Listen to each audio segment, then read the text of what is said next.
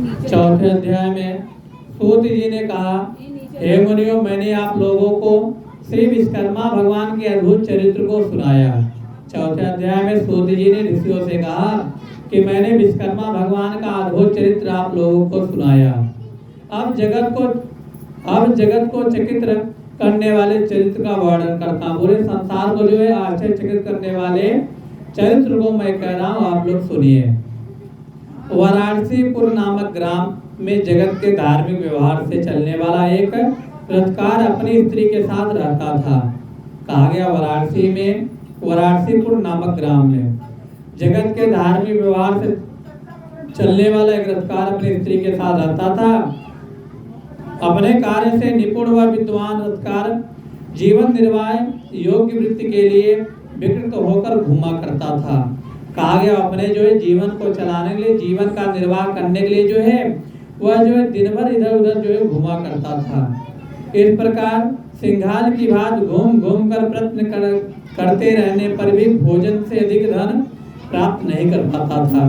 कहा गया वह इधर उधर घूमता था और घूमने के बाद भिक्षा भी मांगता था, परंतु उसका जो कुछ भोजन से अधिक धन प्राप्त नहीं कर पाता था। उसकी स्त्री भी पति की तरह पुत्र न रहने के कारण सदा चिंतित रहती थी। कहा गया उसकी जो पत्नी थी उसे पुत्र न होने के कारण वह भी चिंतित रहती थी, चिंता युक्त थी, और वह इसीलिए भी बुढ़ापा कैसे निभेगा इस प्रकार चितापुर होकर वह पुत्र प्राप्ति के लिए मठों में जाकर महंतों से आशीर्वाद लिया करती थी। कहा गया वह जाकर वहाँ जो है महंतों से आशीर्वाद लिया करती थी कि मुझे आशीर्वाद आप लोग दीजिए ताकि मुझे पुत्र संतान की प्राप्ति हो जाए। संतान प्राप्ति के लिए कभी कभी दाढ़ी मूछ वाले धूर्तों के पास जाया करती थे, अर्थात जो ढोंग करते थे उनके पास भी जाकर वह आशीर्वाद की कामना करती थी। अर्थात भेदभाव को छोड़कर सभी प्रकार के साधु संतों के पास जाती थी। जितना भेदभाव था सबका त्याग करके सभी के पास जाकर वह प्रेम पूर्वक जो है आशीर्वाद का कामना करती थी।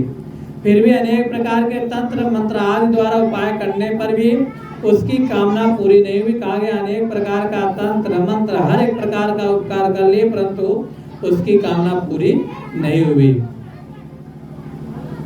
कभी काश के जंगलों और कभी यमुना के बालू में जल के ब्रह्म में दौड़ती हुई हरड़े की तरह उसकी दशा हो रही थी। कागे कभी जंगलों में जाकर दौड़ती थी, कभी कुसकास में जाकर दौड़ती थी, कभी यमुना के बालू में जाकर दौड़ती थी, परंतु तब भी उसकी जो इच्छा थी वह उसकी पूरी नहीं हुई थी। कोई द्रुत मोर के पंखों से, कोई भोजपत्र पर यंत्र लेकर अपने को तांत्रिक और ओझा कहकर कि मेरे ऊपर अमुक देवता आते हैं तुम्हारा मनोरथ पूर्ण कर देंगे, परंतु ऐसा भी नहीं हुआ। ऐसा कहकर विभूति दिया करते थे, परंतु तब भी संतान की प्राप्ति नहीं हुई। स्त्री पुरुष बहुत ही दुखी रहा करते थे। दुर्तों की लीला से विशाल मायाजाल में फंसते देख करके एक पड़ोसी ब्राह्मण ने कहा, जब देख लिए कि वह दोनों व्यक्ति पति पत्नी जब देख लिए कि वह लोग जो है दुर्तों के चक्कर में फंसते चले जा रहे हैं, तो उनके बगल में एक ब्राह्मण निवास करता था। वह ब्राह्मण उन्हें बुलाकर बताया, कहा कि रथकार संतान के लिए इधर उधर क्यों भटकता फिरता है। बोले कि आप संतान के लिए क्यों भ्रमण कर रहे हैं, मेरे समझ में तुम भारी मूर्ख मालूम पड़ रहे हो। कहा वह पंडित ने कहा, वह ब्राह्मण ने कहा कि मेरे समझ में तो ऐसा आया कि आपके जैसे बड़ा कोई मूर्ख मैंने आज तक कभी देखा ही नहीं। इन झूठे उपायों से सुख प्राप्ति के लिए कभी संतान या धन प्राप्त नहीं हो सकता। कहा कि आप जो कर रहे हैं इससे कभी आपको संतान की प्राप्ति होने वाली नहीं है। यह सब परिश्रम बेकार है, कितना भी आप मेहनत कर लीजिए परंतु कोई व्यक्ति आपको संतान की प्राप्ति नहीं करा सकता। वे मनुष्य महामूर्ख है जो ऐसे झूठे उपायों से अपने मनोरथ को पूरा करना चाहते हैं। कहा गया वह मूर्ख व्यक्ति होते हैं जो धूर्त लोगों के चक्कर में जाकर पड़ करके अपना समय अपना धन बर्बाद करते हैं। व्यर्थ उद्योग के कार्य सफल नहीं हो सकता। ऐसे लोगों से अधिक मूर्ख वे हैं जो मलच्छों के झाड़ फूक की अग्नि ज्वाला के पुत्रों को दीर्घायु होना समझते हैं। कहा गया एक मूर्ख व धूर्त लोग हैं जो आपको बुलाकर और आपको भी मूर्ख बना रहे हैं, धूर्त बना रहे हैं। जो मलच्छों के फूंक से दग्ध कुमाता के पुत्रों को धर्म शास्त्रानुसार अच्छी बुद्धि नहीं हो सकती, अतः तुम व्यर्थ के उपायों को त्याग करके केवल परम दयालु भगवान विश्वकर्मा की शरण में जाओ।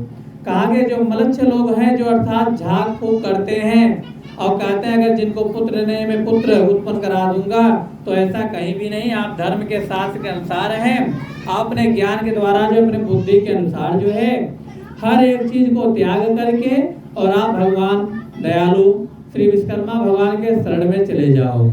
हे रथकार, उनकी कृपा से तुम्हारा कार्य अवश्य सफल होगा और बिना भगवान विश्वकर्मा की कृपा से कोई भी कष्ट मुक्त नहीं हो सकता।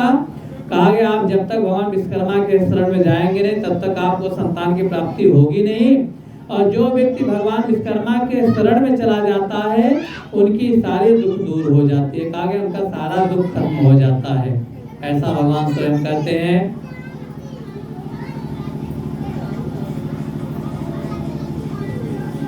कर्मों के फल देने में भगवान विश्वकर्मा स्वतंत्र हैं। कहा गया जैसा कर्म आप करेगा वैसा फल भगवान विश्वकर्मा स्वयं देते हैं, वह स्वतंत्र हैं।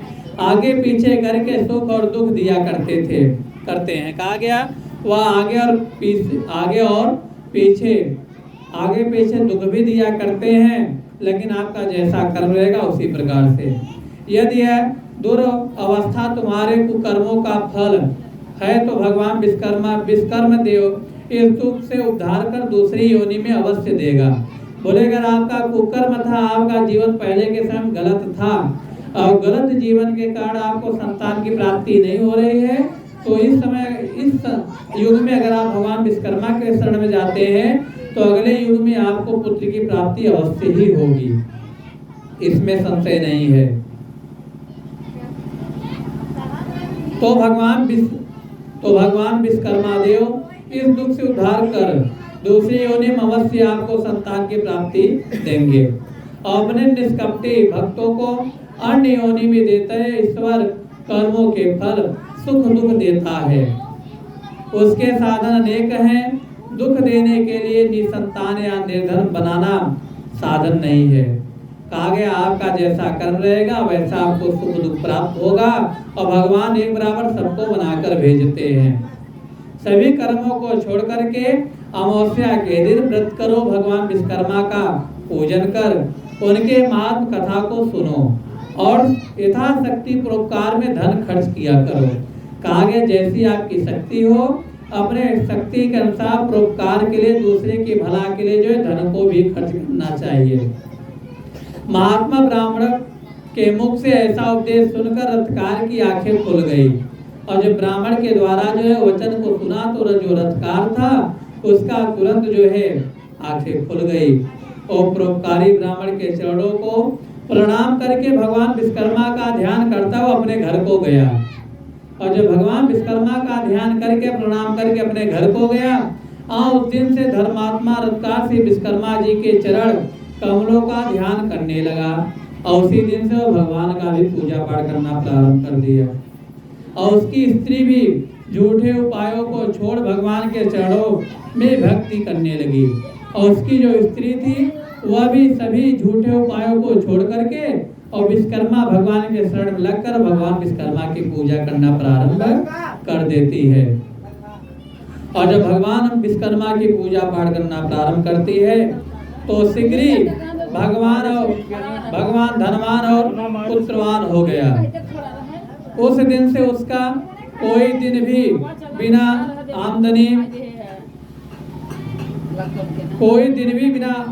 का नहीं जाने लगा। उसका पुत्र सुशील गुणी और विद्वान संध्या वंदन करने लगा। कहा गया ऐसा कोई भी दिन नहीं था जिस दिन उसकी आमदनी दोगुनी नहीं हो गई। और उसका जो पुत्र प्राप्त हुआ पुत्र भी सुशील था, गुणवणी विद्वान था और वह भी सायंकाल और प्रातः काल भगवान का पूजन पाठ किया करता था और माता पिता का परम भक्त था।